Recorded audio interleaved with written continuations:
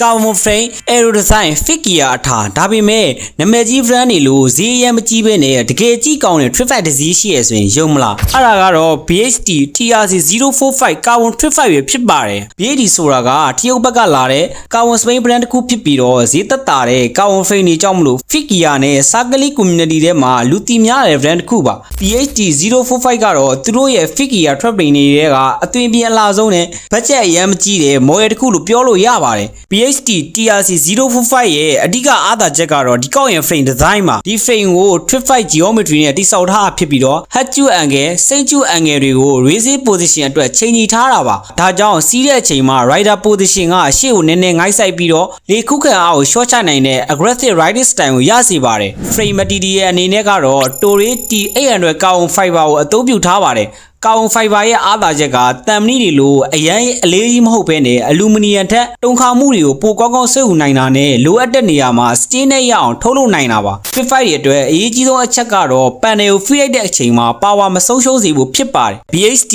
TRC 045 ရဲ့ carbon frame design ကဒီအချက်ကိုအဓိကထားပြီးတိစောက်ထားတာပါဒီ frame က 700C beam sight တွေကိုအသုံးပြုထားတာပါ Trip fight standard ဖြစ်တဲ့ 700C beam တွေကြောင့်အချိန်တက်တဲ့အချိန်မှာ movement ကိုထိန်းထားနိုင်ပြီးတော့အချိန်ကောင်းကောင်းရစေပါတယ် rear door ကတော့ figure truss standard ဖြစ်တဲ့ 120mm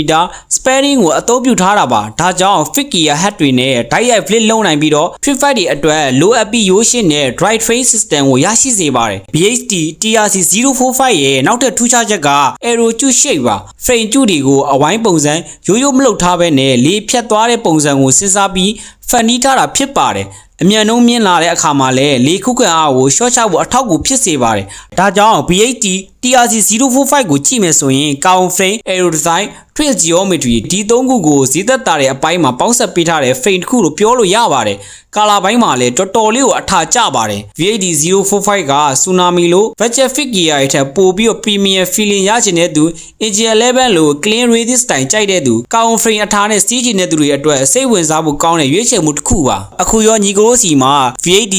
045 figure လေးရှိနေရဆိုရင်ဘယ်လိုမျိုးအားနည်းချက်တွေဘယ်လိုမျိုးအားသာချက်တွေရှိလဲဆိုရင်ဒီ video ရဲ့ comment မှာဝင်အောင်ဆွေးနွေးသွားလို့ရပါတယ်